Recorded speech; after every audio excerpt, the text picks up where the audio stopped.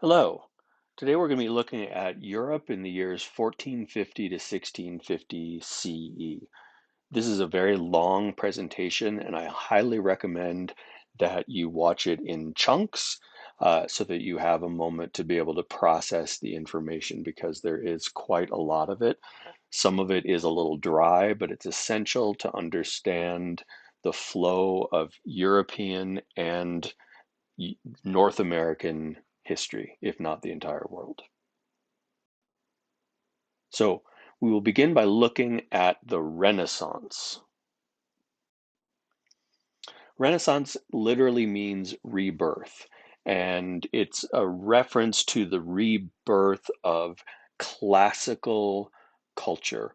For 1,000 years, Christianity dominated European culture and suppressed references to any culture which came before that, specifically the classics of ancient Greece and ancient Rome. Fortunately for Europe and the world, those texts, which had been largely destroyed in Europe, were preserved by the Arabs. And so once the Renaissance comes along, Europeans are given the opportunity to translate those classics back into European languages. One of the places that that happened was in Muslim Spain because of the cultural exchange between Christendom, the nations and the peoples of Christian Europe, and the Muslims of southern Spain. So, one of the things that happens as a result of the Renaissance is that the entire society changes to be more focused on the individual. Now, this can be a difficult concept for Americans to understand because we are such an individualistic society. But for over 1,000 years, Europe was not an individualistic society. Your existence was to be able to serve God and to serve the Lord of the area in which you live. You didn't have rights as an individual. That very concept of individual rights did not exist during this period. Another outgrowth of the Renaissance is you have a whole range of new artistic movements. We're reevaluating our art. Art for 1,000 years in Europe had been exclusively tied to Christianity. And then the last key idea about the Renaissance is that these ideas were spread by the printing press. If it were not for the printing press, there probably would not have been a Renaissance because the press allows people to reasonably quickly disseminate their ideas in a way that was not possible when the only people who made books were monks, and the only people who could read were the clergy and the nobility.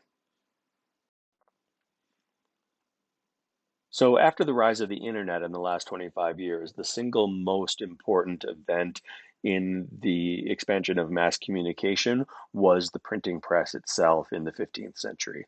Now, the press was an invention of China, but movable type works much, much better when you have an alphabet, which Chinese writing does not have. Chinese writing is based on symbols, whereas ours are based on what are called phonemes.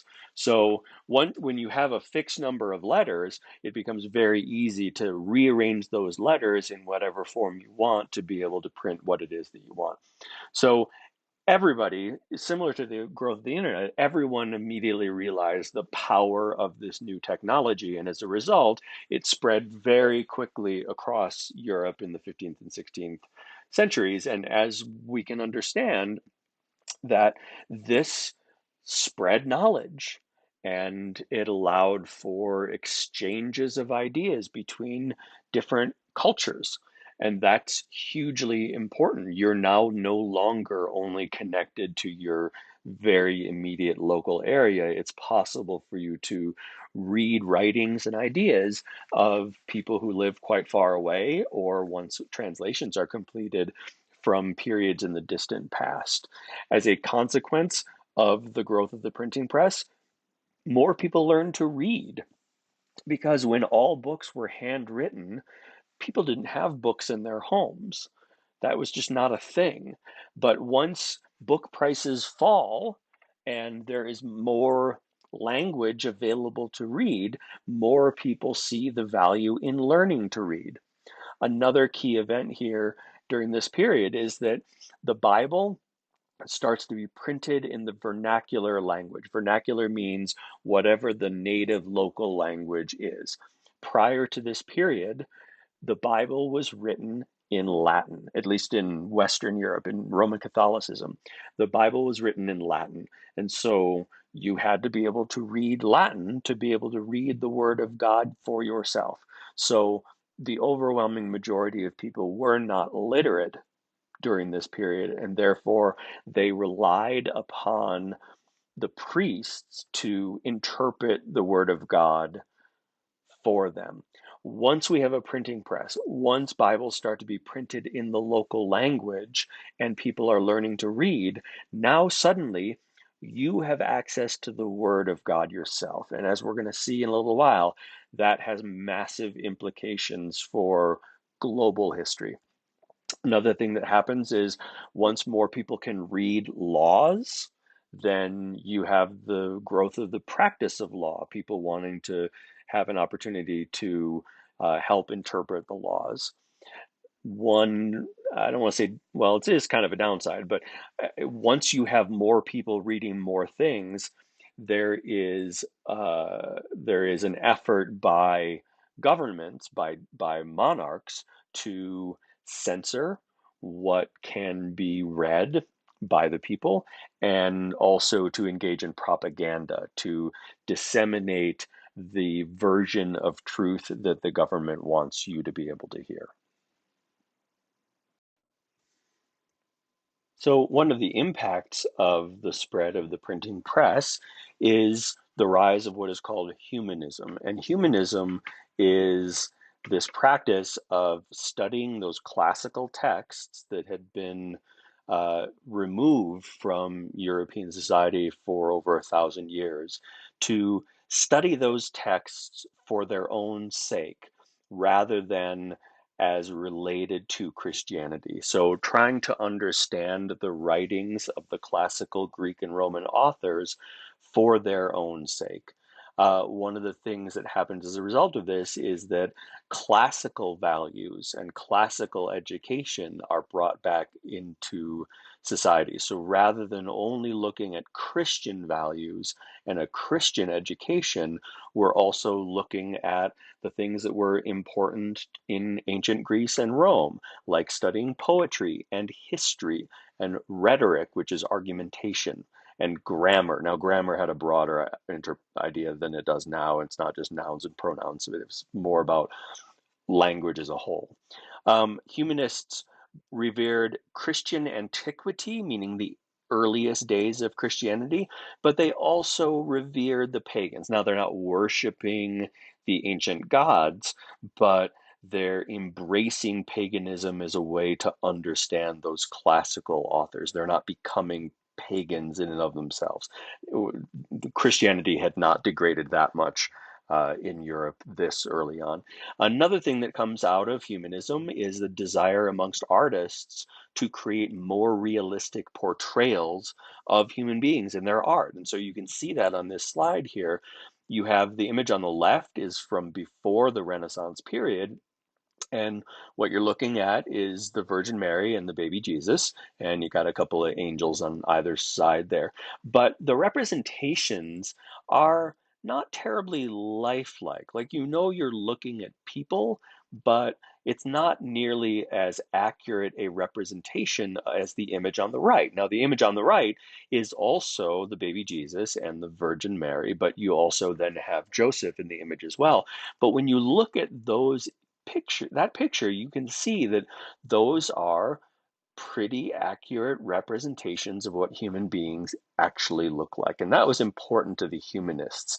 They're placing human beings at the center of the world instead of putting God at the center of the world. And as you could imagine, that becomes a little bit problematic further down the road. So there are really three stages of humanism that take place over about a century or so. And the first stage of humanism, it exists to serve powerful people. So that very concept of the importance of the individual as opposed to the importance of the collective or Christendom as a whole, that idea sort of came into being to help serve the interests of wealthy and powerful men. So the philosophy of humanism says, hey, you're a great guy and you should be able to do what you want and not worry about what the church thinks. So that's the basic, that's where humanism begins. Those humanistic ideas are only there to serve powerful individual men.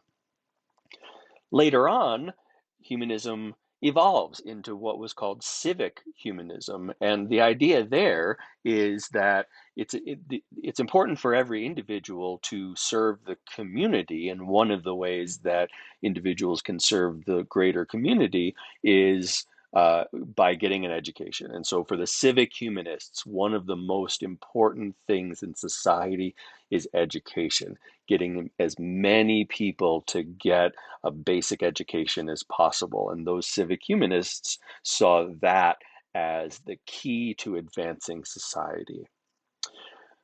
But then there was some political upheaval in Italy, and as a result of that, civic humanism starts to recede and is replaced by something called Neoplatonism.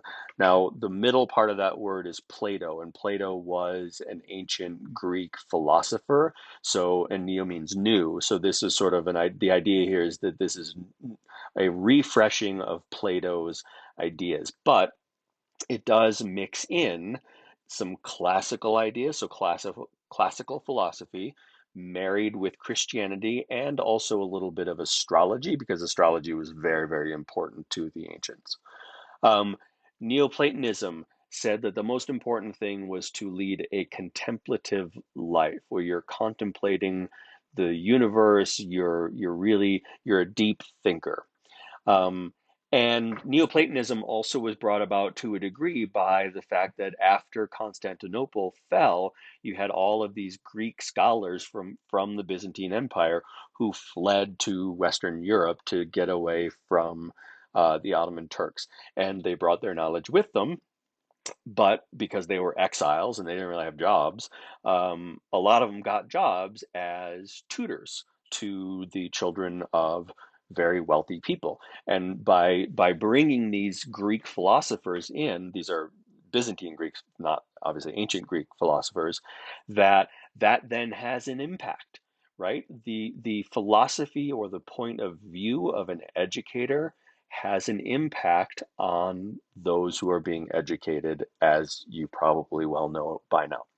Um, Now, another key thing about Neoplatonism is it's detached from civil society. It is very different from the civic humanists because the civic humanists were engaged in public life. But because of the repression from the Medici family, who you've heard about briefly, but we'll get to in a little more down the road here in this lecture, that the Neoplatonists saw it as being separated from politics was probably like a really healthy thing for them. But the core values for the Neoplatonists are love and beauty and truth and goodness, but no politics. Now, Christian humanism, as the term suggests, is a blending of those humanist ideas with Christian teachings. So, yes, there's value in the individual. Yes, there is some value in the classics, but only in the context of Christianity. Now, one thing that does change, and part of this is also due to the printing press, is that the study of biblical languages begins. Prior to this period in Europe, you got your information about Christianity from the Bible, and Bible's written in Latin, and that was that, even though, of course, the original Bible was not written in Latin because Latin was not the language of the Eastern Mediterranean, that was Greek. And so now you have Christians actually studying ancient Greek, they're studying Hebrew, they're studying the language called Aramaic, which is the language that Jesus of Nazareth would have spoken himself. So they are studying these languages to try to get a deeper understanding of Christianity. It has occurred to them now that what was written in the 5th century in Latin maybe is not what Jesus actually said, and maybe by going back and reading the Aramaic texts and the ancient Greek texts, that they would learn more about their own faith. The most important, or one of the most important Christian humanists was a man from what is now the Netherlands called Erasmus of Rotterdam. Rotterdam's a city in the Netherlands. So Erasmus, he wanted to kind of reduce Christianity to its basic elements. So all we're going to do is we're going to study the teachings of Jesus, the actual words that came out of his mouth, or at least as it was written down in the Bible. Um, he recognized that there were certain practices undertaken by the Roman Catholic Church that were sort of silly, and so he did gently satirize some of those practices. And he also wrote a text for a young man who is going to become very, very important during this period, is a king and a Holy Roman Emperor named Charles V. And he wrote this very important text, which was meant to help guide Charles V using a mix of both humanistic principles and Christian ideas. Another key Christian humanist was a gentleman named Sir Thomas More. He was an English diplomat. He wrote a book called Utopia, which was a criticism of the world in which he lived at that time. Utopia is now just a generic term to describe an idealized society in which one could live. And I have a terrible pun here. He got ahead of himself.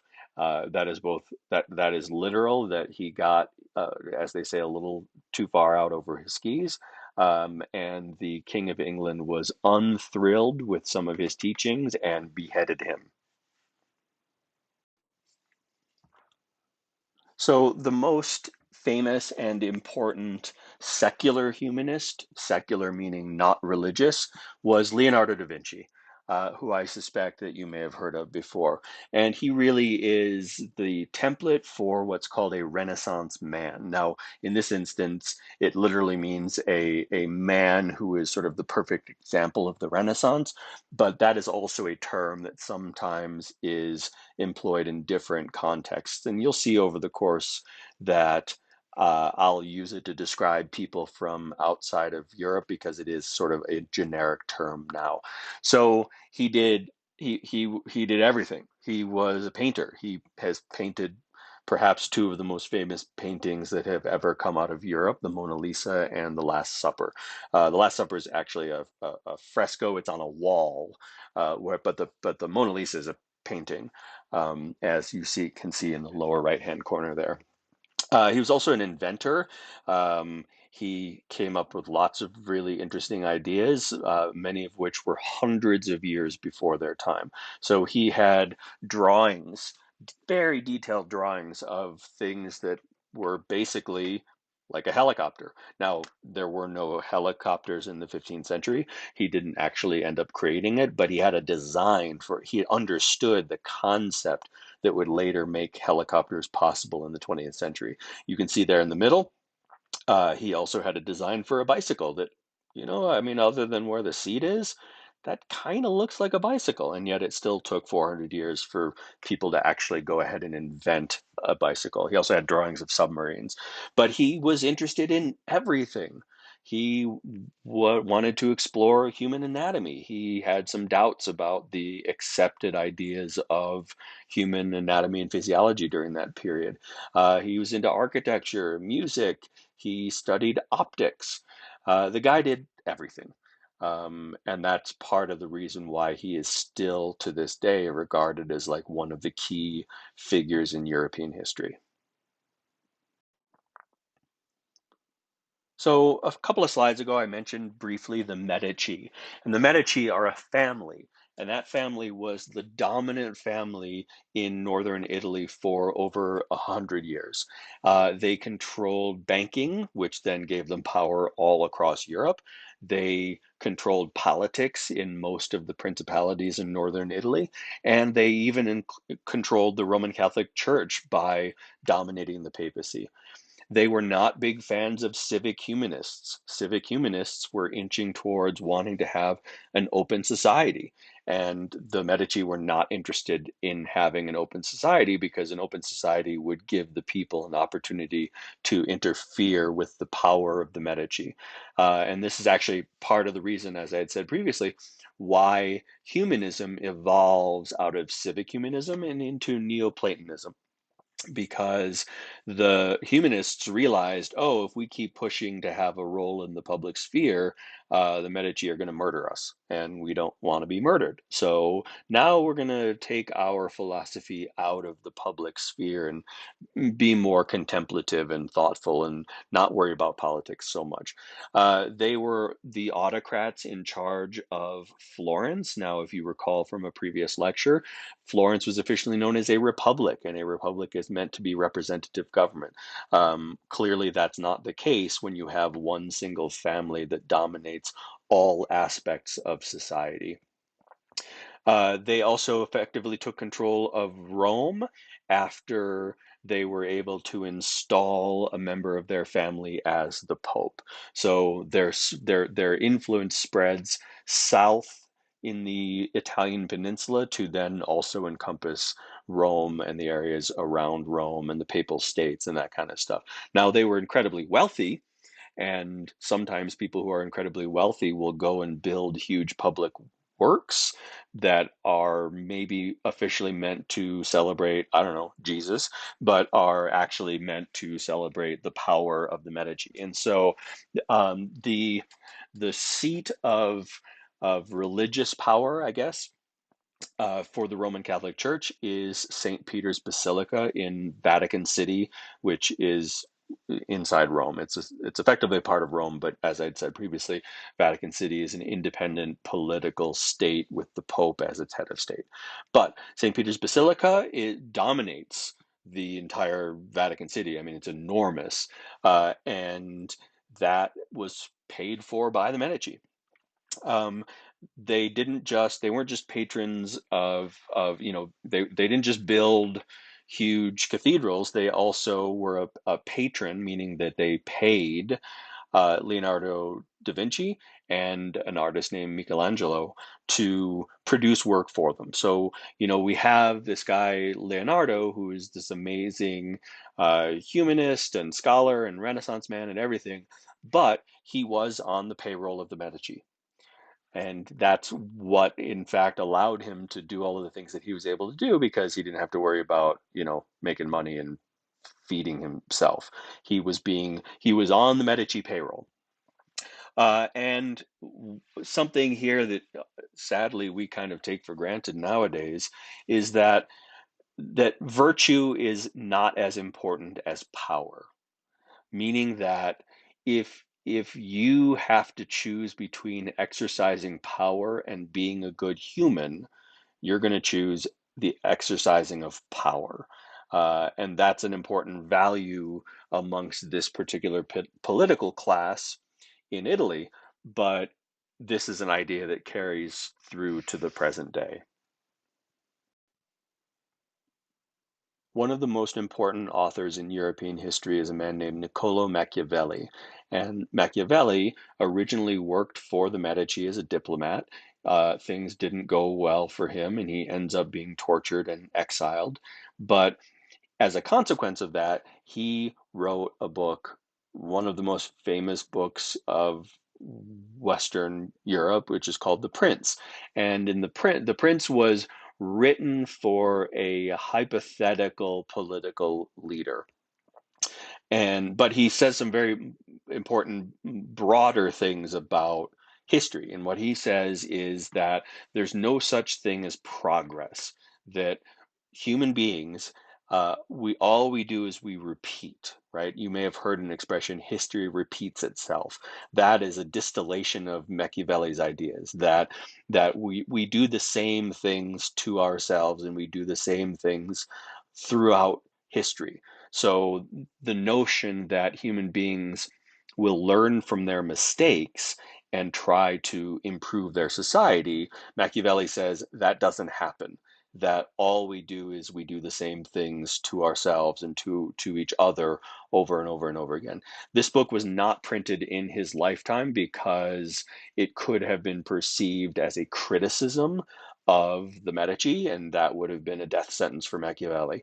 But he makes some suggestions for rulers. Now, there is a satirical element to the prince, meaning that he's not, doesn't necessarily literally mean that this is what princes should do.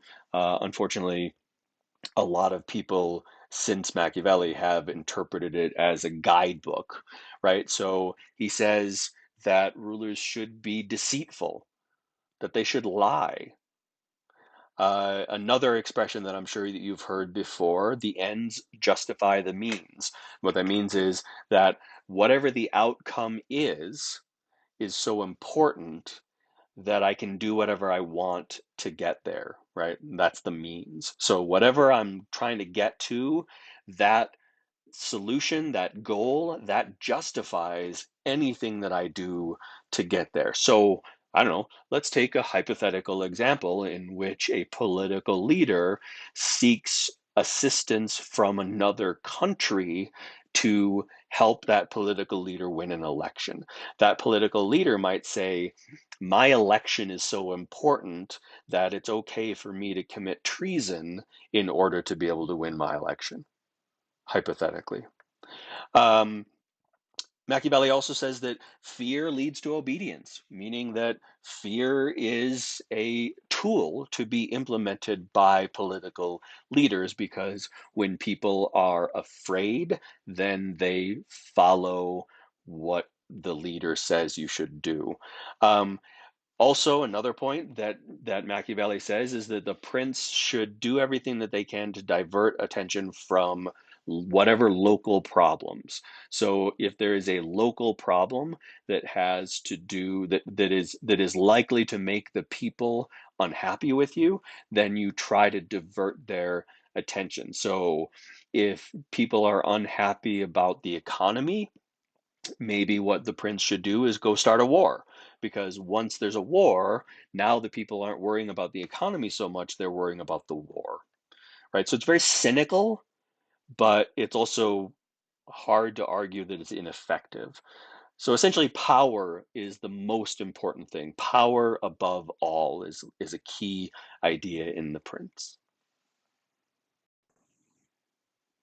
So now we're going to move on from the Renaissance and we're going to start to look at an event that's called the Protestant Reformation. And we'll explain what that means in a little bit. So, after 1,000 years of dominating Europe, Roman Catholicism found itself in a bit of a crisis by the end of the 15th century, by the year 1500. And there's for a number of reasons for that.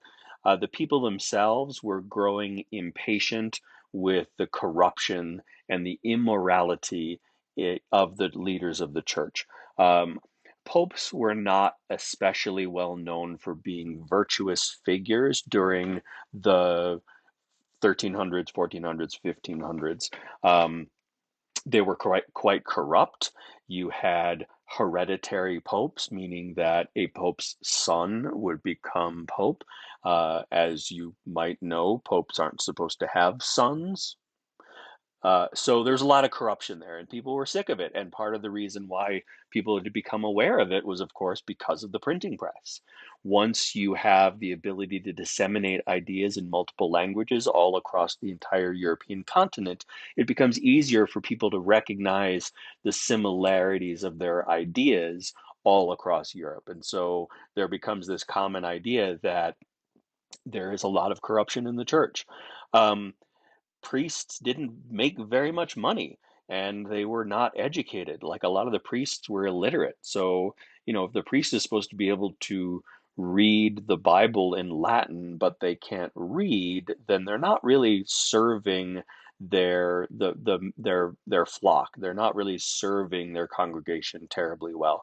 Um, but because the pay was so low, you really couldn't get a lot of the best people in society to become priests. And so when you have sort of the lowest elements of society also becoming priests, well, that further degrades the church overall.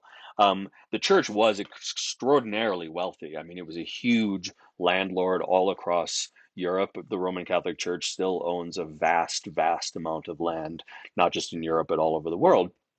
And so there was this disconnect between the overwhelming wealth of the church, but the fact that the priests were so poor. Um, there's also this concept within Roman Catholicism of the tithe, and the tithe, and this is built right into Catholicism, that all Christians are supposed to give 10% of their income to the church, and in fact, it was kind of a requirement. And that obviously breeds a lot of resentment. Nowadays, if you go to church, if you're a Christian, it's sort of nice to give money, and people might look at you funny if you don't, but no one's going to kick the door into your house and say, give us the tithe. Um, Another problem with the Roman Catholic Church, and this is just another level of their corruption, is something called the selling of indulgences. Now, for those of you who don't know very much about Roman Catholicism, there's this concept called purgatory. And I'm not a Catholic, but I'll just give you the basic idea. The basic idea is that there's this space between earth and hell. And if you're not an awful person, you just have done some bad things in your life, then instead of going straight to hell, you'll go to purgatory and you'll spend who knows how much time in purgatory before then you get to go to heaven, right? So it's a intermediary between the life and the afterlife. So you die, you go to purgatory for a while, and then after being in purgatory for a while, you get to go to heaven. Uh, Indulgences was this practice by which the Roman Catholic Church would take your money and then say, guess what? You don't have to go to purgatory anymore. Now, I don't want to get into what's true and what's not in religion, but that's a tough pill to swallow. That, oh, there's the special place that I'm going to go and spend some time before I get into heaven, but if I give you money now, then I don't have to go there. That's a stretch, and that was a stretch for a lot of people. And there's one person in particular that was too much, and he had a very big impact on the world. And that person's name is Martin Luther. I would like you to note that this is not Martin Luther King, the 20th century American civil rights leader. That person was named after this man, Martin Luther, who was a monk in Germany. And in the year 1517, he took his protests about the sale of indulgences and he wrote out a long document that is called the 95 Theses. And that was a repudiation of indulgences. And he said that the church shouldn't have the authority to be able to do that. But he went much further than that. And he really questioned some of the basic tenets of Roman Catholicism. He said that you can only be saved through the practice of faith. So, for example, you can't be saved by giving the church a lot of money and getting indulgences and not having to go to purgatory. He says, nope, you can only be saved if you follow the faith, if you follow the rules of Christianity completely. He felt that everything about church should only be based on the Bible. So, for example, since there are no indulgences in the Bible, in fact, there's no purgatory in the Bible, that shouldn't be a part of the faith anymore. He also rejected the authority of the Pope. He rejected most of the sacraments. The sacraments are sort of official religious procedures. So the only sacraments that he kept were marriage and baptism. So every other sacrament that Roman Catholicism had, he said, nope, That's not real anymore. Needless to say, the Pope was somewhat unthrilled with Martin Luther's ideas, and he excommunicated him, which means that he has formally been kicked out of the Roman Catholic Church, because that's a thing that the Pope can do. Um, Not that at that point Martin Luther would care, because he's rejecting the basic ideas of Roman Catholicism. And he absolutely would have been murdered, except for the fact that the local prince in the place in Germany that he lived hid him and protected him, so that the religious authorities couldn't come along, or political leaders who were loyal to Roman Catholicism couldn't come along and murder the guy.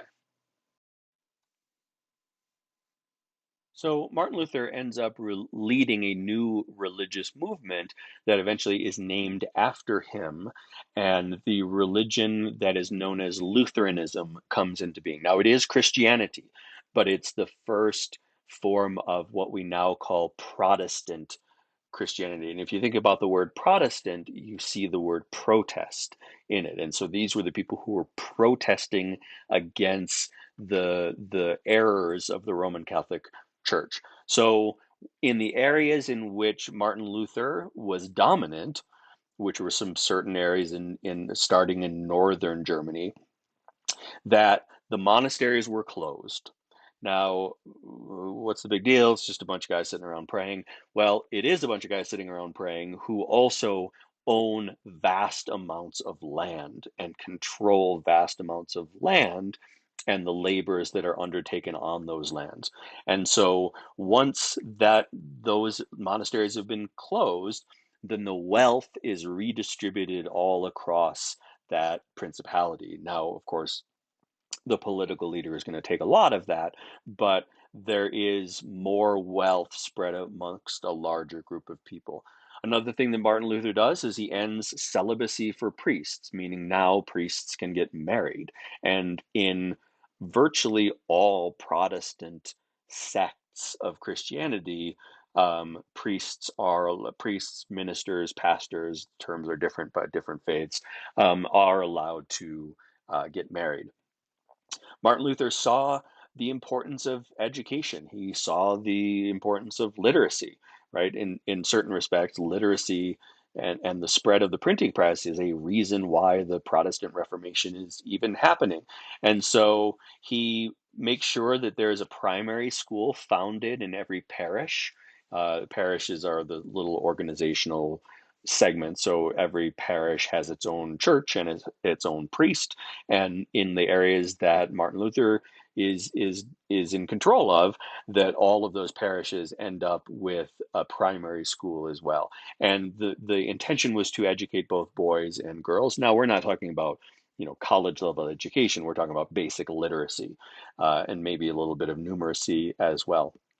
Um, Women were considered to be equal spiritually, meaning within the church, but not in society. So women, you're not getting political rights, you're not getting, not nobody could vote, but you're not going to be considered equal within civil society, but in the eyes of God, you're going to be considered equal to the extent that that helps you.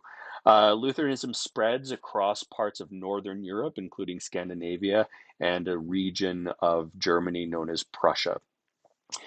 Southern Germany was still stayed Roman Catholic, um, and lots of lower level nobility, so knights, right, petty nobles, don't have much land, and people in cities were very interested in Lutheranism. Part of that for the town folk might just be trying to get out of the control of the Roman Catholic Church and its huge hierarchy. Um, but the political leaders, the more significant political leaders, had differing viewpoints on Lutheranism. In fact, Charles V was not a big fan of it and pushed back on Lutheranism in the parts of Germany that he did control. Luther was very sympathetic towards peasants and their plight and the way that they are mistreated by the lords, but Luther did not support peasant revolts. Um, even though he was accused by Roman Catholics of supporting those rebels. He was not, he came down very hard on peasant revolts, much as the political leaders did as well. Um, and by 1555, so, 40 years after Martin Luther tacked the 95 Theses up on the door of that cathedral, that we have what's called the Peace of Augsburg. So after some infighting between the German princes, what the German, what the various principalities decided is that the prince who is in charge of a specific area gets to decide what religion is going to get followed. So it's not up to the people, it's up to the political leader. So you do have situations in which the political leader is more in line with Catholicism, even though that political leader's people are more inclined towards following Martin Luther.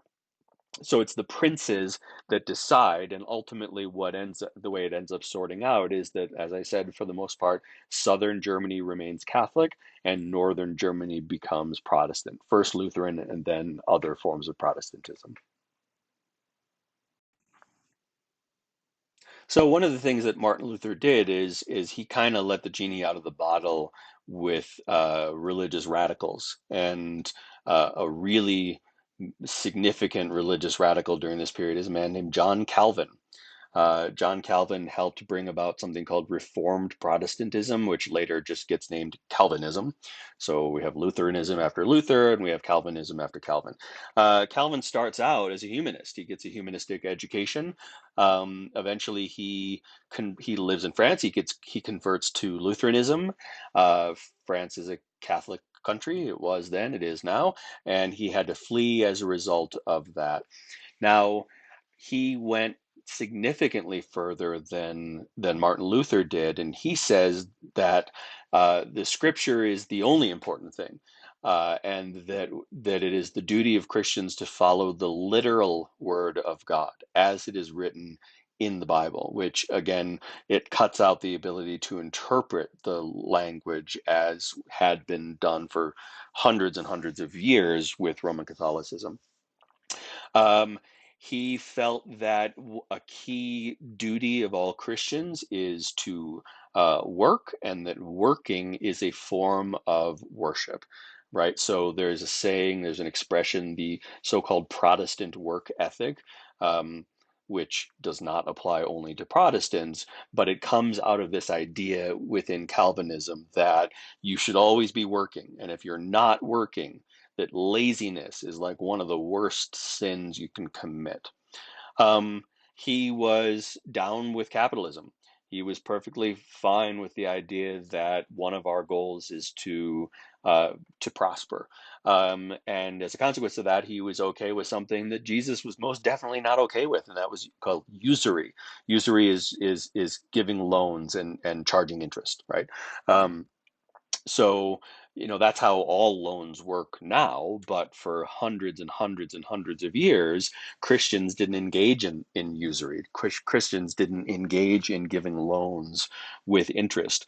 One of the reasons why they kept Jews around in a lot of the cities is that because Jews weren't Christians, they could engage in giving loans and charging interest. Um, Calvin wanted to impose his moral standards on everyone, including their private behaviors. And he was really big on punishing people. He felt everybody was worthy of being punished like all the time. So if you didn't go to church, you'd get punished. If you engaged in any kind of immoral, according to him, sexual behavior, you should be punished. If you curse, you should be punished. If you drink, if you sing songs that are inappropriate, you should be punished. If you play cards, you should be punished. And ultimately, and this is how, autocrats work, we eventually get to the point where um, criticizing John Calvin himself was something that you should be punished for. So, really hardcore guy. So Calvin was forced to flee France because at this point, the French or the Roman Catholics in general are very intolerant of Protestants, but that intolerance goes both ways. Um, he goes to Switzerland, and eventually Switzerland, as a result of that, becomes this center of the religion that we call Calvinism, or in the British Isles, Presbyterianism, but at this point was still being called Reformed Protestantism. And as a result of this establishment of a place where Reformed Protestantism is tolerated, you start to have Protestant refugees from other countries, particularly France, who move to Geneva because then they're not going to be, murdered by the dominant people of the dominant faith, which is Catholicism. But that actually ends up being good for them and for Geneva, because you have a lot of these Protestants who they weren't just, peasants, they were merchants, they were artisans. And so that actually helps Geneva become a more important city. It's also a publication center. And so you actually develop a market for books. We just take books for granted, bookstores, Amazon, that kind of thing. But like that was a big deal, is that this is a place where you could go and purchase and trade books and that kind of thing. They had hospitals. I mean, they didn't have modern medicine, of course, but they had hospitals, they had schools. They're politically independent. At this point, Switzerland isn't like an independent country, it's just a region in the Holy Roman Empire, but Geneva becomes an independent city-state, and it actually is like the first government that has three branches.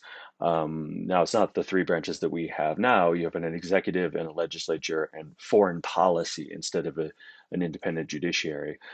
So that's an idea that gets eventually brought to Britain, and gets into the mind of people who would eventually be the founders of the United States.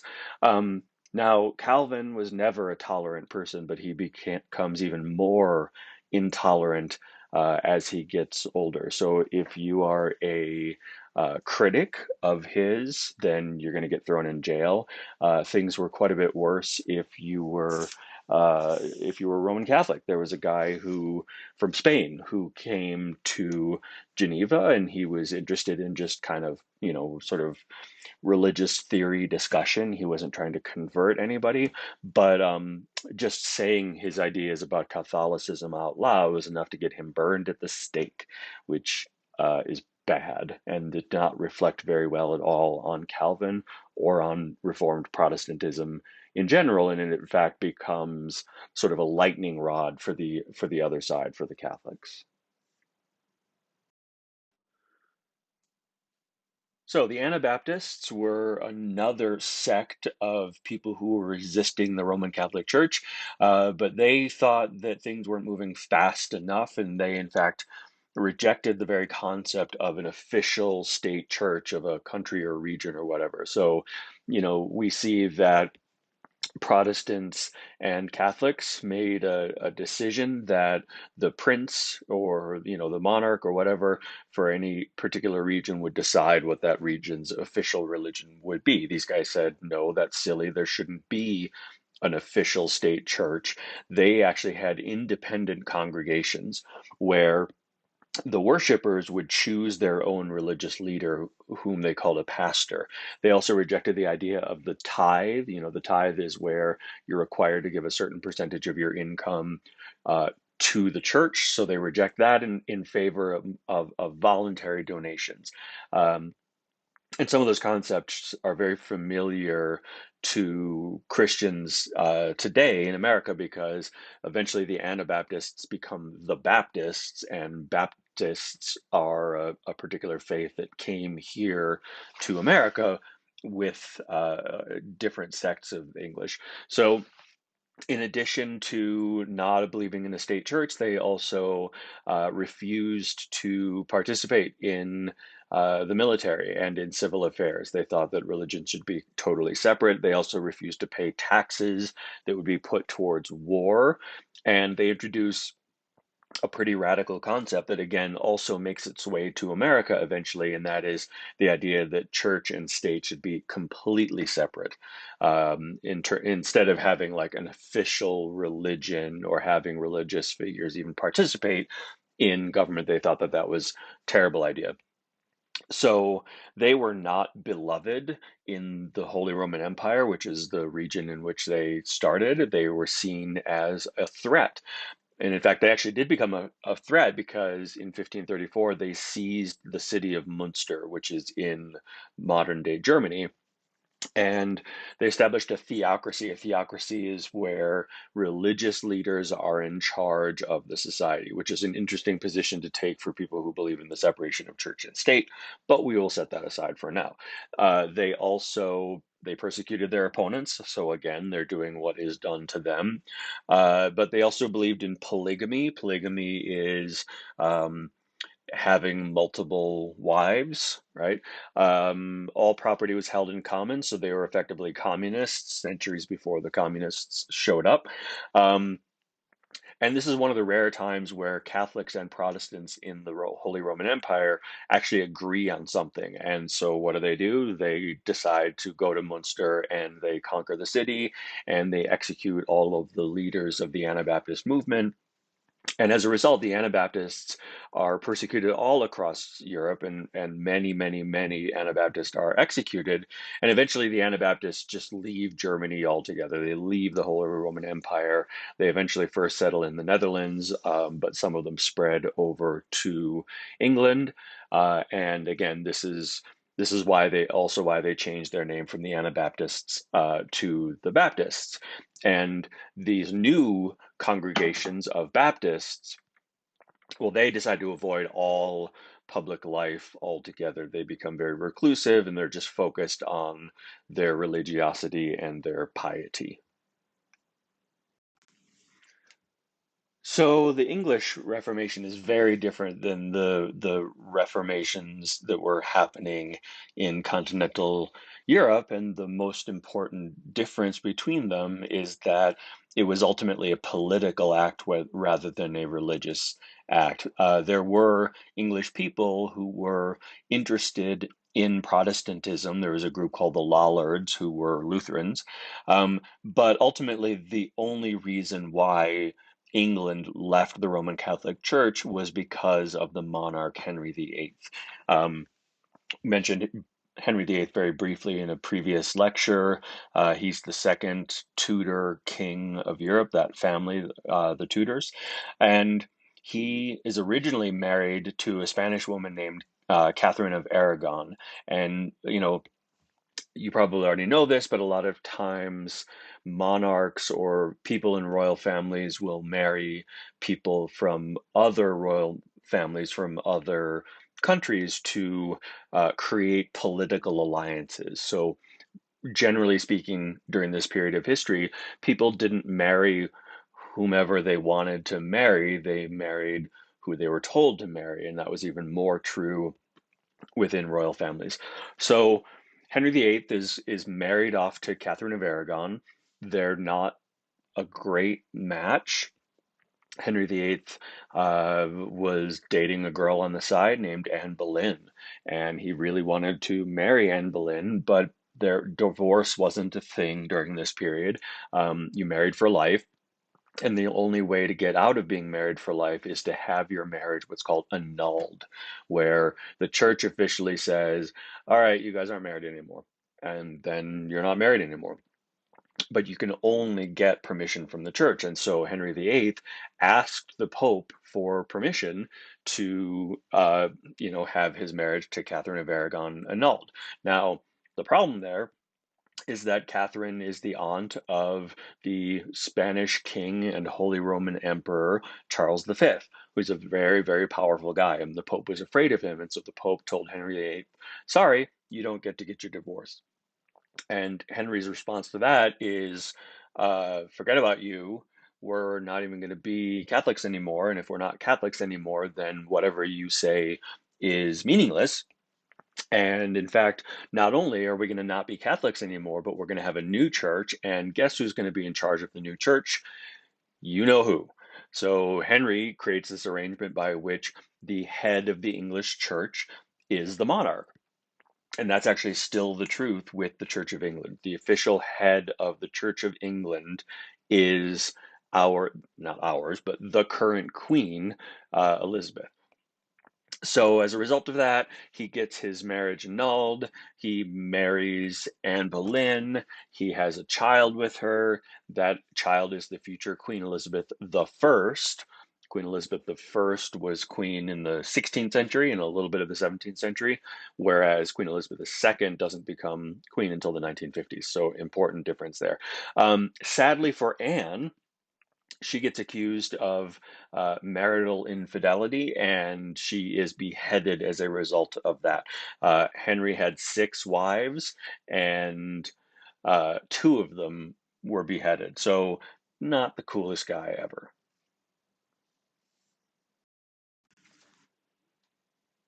So the Church of England is officially created in 1534. The Archbishop was a man named Sir Thomas More. I had a terrible pun in a previous slide.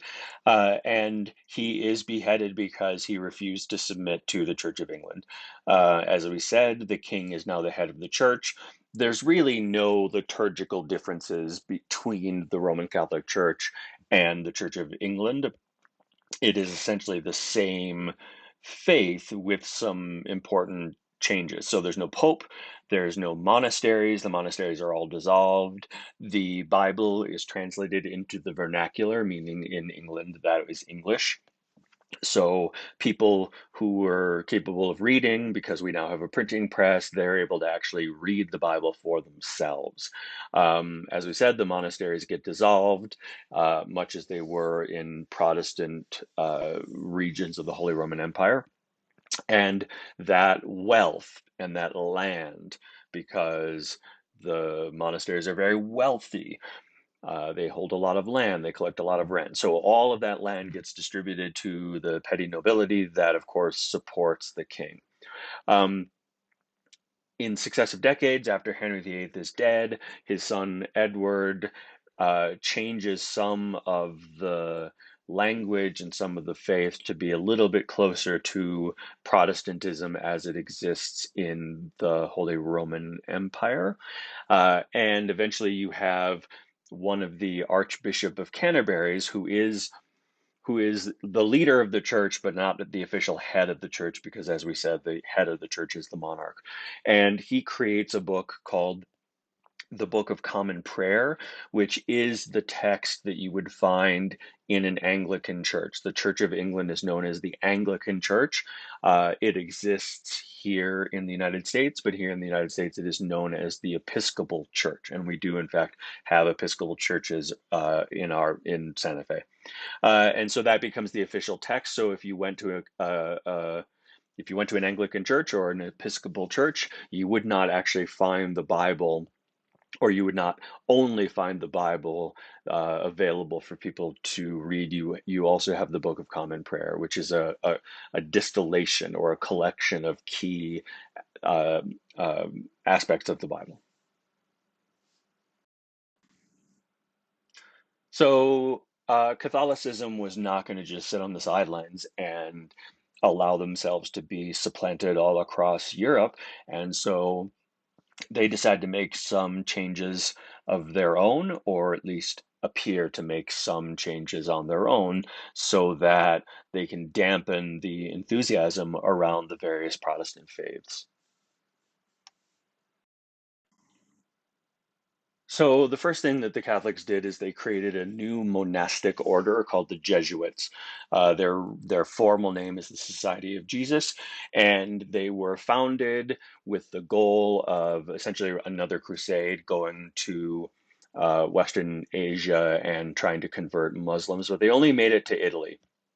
And their goals ultimately were to defend and promote Catholicism. So, what are their major activities that they're doing? They're spreading church propaganda. They're actively suppressing Protestantism where they can find it. They are trying to get more people to engage in the act of confession. And perhaps most importantly, or most long-lasting effect of the creation of the Jesuit order is the establishment of schools. They created 500 schools across Europe in 100 years. And their curriculum was very much a Catholic humanist model, and so they did teach Latin and Greek. The schools, if you couldn't afford to go to the school, then it was free. And they they trained a lot of politicians, a lot of educated officials, and they did find some success within the Holy Roman Empire of pushing back on Protestantism. Another one of their most long-standing or long-lasting impacts of the foundation of the Jesuit order is the process of sending missionaries all across the world. Um, by the 1530s, the Europeans are in contact with the Americas, so you have missionaries, pardon me, you have missionaries who are heading to the Americas. They're going to England to try to protect Catholicism in England. They are in Asia and Africa as well. So their goal is to spread the word of Jesus Christ through missionary work and through the establishment of schools. And the Jesuits are still very much involved in both of those things around the world today. So, after about 25 years of the Reformation, the Roman Catholic Church sort of gets to the point where they're like, oh, goodness, this thing is not going away here. And so we're going to have a big old meeting and try to figure out our response to the Reformation. And this was actually being driven by the Holy Roman Emperor Charles V. It's a long council. It meets for almost 20 years. And unfortunately, long term, unfortunately, is that the council was dominated by the conservatives. So those Catholic humanists, the Jesuits, they were trying to push reform, but the conservatives were not interested in reform at all. And they essentially reaffirm almost all aspects of Roman Catholicism that were being protested against. So we're keeping indulgences. We're keeping the Bible only in Latin. We're keeping purgatory and celibacy for priests. So all of the things that the Protestants were opposed, or nearly all of the things that the Protestants were opposed to, the Council of Trent was like, yeah, no, that's totally cool. There were a few reforms. They recognized that having uh, corrupt and illiterate priests is probably a bad idea. And so they create a seminary, which is a school, a religious school. It's a school to train priests or ministers or whatever. Um, so they establish that. One other one that they do is they say that bishops actually have to live in the diocese where they that they administer. So you had a situation where you'd have bishops who represented perhaps a rural region of Spain, but the bishop lives in Milan. So the idea that yes, a bishop must actually be present in the lands that they supervise, and then they also say that selling offices within the church is bad, and we're not going to do that anymore. And something called nepotism. Nepotism is a term that's still very, very relevant in the world you live in today, and that is the act of giving jobs to your relatives. So perhaps your daughter or your son or your son-in-law might need a job, and so you're in the position of being able to give them jobs. The Roman Catholic Church says, all right, that's bad, we're not going to do that anymore. So not only did they actually not make any real reforms, but they went in the other direction by giving free rein to the Inquisition. The Inquisition starts in Spain, and that's right after the Reconquista is over, and then they go about the act of trying to purge or convert all Muslims and Jews that lived in Spain, and to root out any kind of religious corruption or witchcraft or things like that. They relied on torture.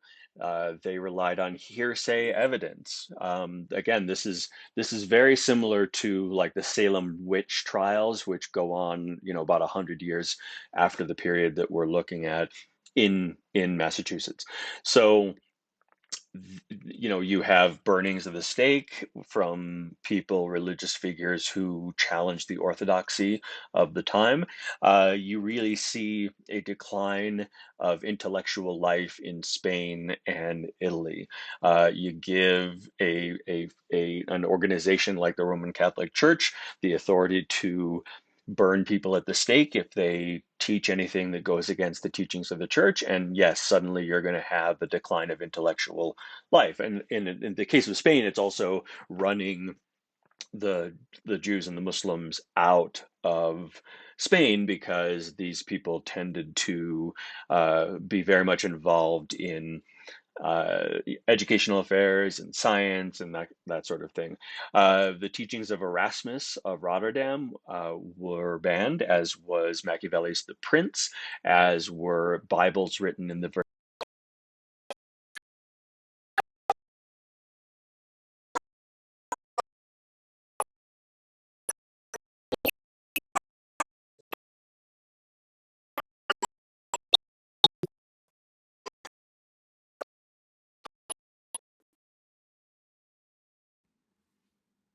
So in 1553, Henry VIII's son Edward dies, and he had no children, and as a result of which, his older sister Mary becomes the ruling queen. At this point, ruling queens are highly unusual. Usually, the queen is just the spouse of the king, but because there were no male heirs, then the oldest female heir becomes the ruling monarch. And now you have Queen Mary, and Queen Mary's cousin is Charles V, again, the King of Spain and the Holy Roman Emperor, and he really wants England to be brought back into the Roman Catholic Church. And the Queen gets a new law passed that allows her to actively persecute Protestants. In fact, the Archbishop who created the Book of Common Prayer, which is still used by the Anglican Church, he got burned at the stake because he refused to convert back to Roman Catholicism. And hundreds of other Protestants were also burned at the stake. And see, the problem there is even though Protestantism was still relatively new in England, it was more or less based upon Henry VIII's desire to get a divorce rather than any, sort of specific religious reasons. So the population would have been open to returning back to Roman Catholicism, but the woman who gets dubbed Bloody Mary made that much harder because then people sort of felt bad for the Protestants because they were being burned at the stake. Hundreds of Protestants did flee to Europe, and when they were in Europe, they started to work on this idea that if the people don't like their ruler, then they have the right to overthrow that ruler. And that ideology is going to inform another movement that comes along about a century later called the Enlightenment, which we will get to in a few lectures. So ultimately, the Counter-Reformation in England is a failure because, surprisingly enough, people don't think that burning at the stake is like cool. And once Mary dies, just 5 years after she becomes the queen, her next youngest sister, Elizabeth I, comes in, and she is a Protestant, and she's able to destroy that effort to convert England back to Roman Catholicism. So, as we know from the most cursory view of European history, the Jews never had an easy time in Europe for the 2,000 years that they were prohibited from returning to their ancestral homeland. Luther was just as hostile to the Jews as any of the Catholics were, and his expectation was that now that Catholicism is gone, that the Jews would just convert to Protestantism, and he was just a teeny bit disappointed when they didn't. Consequently, they burned down synagogues and holy texts and things like that. In Italy, it was even worse. Jews were forced to live in these enclosed, subsections of the cities that were referred to as ghettos. Now, ghetto has a different connotation in America today, but that's the original usage of the word. Is an enclosed space where the Jews were forced to live. They had gates which were locked every night, and high walls so that the Jews couldn't I guess, escape into the rest of the city. Not that necessarily they would want to, because it'd be much easier for them to be killed. They were forced to wear yellow hats, so not dissimilar from the way that the Nazis forced Jews to have the Jewish star on their clothing, so that Jews could never move around cities in Italy and not be immediately identified as being Jews. Partly as a consequence of that, Jews start migrating to Poland because Poland had religious toleration, and so Jews had a much easier time living in the major cities in Poland. Um, a lot more occupations available. There were a very limited number of jobs that Jews could hold in Western Europe, and that is much more open in Poland. And with regards to religion, the Jews are allowed to self govern. So Poland was a great place for the Jews, relatively great place for the Jews to live in Europe, at least until the 20th century.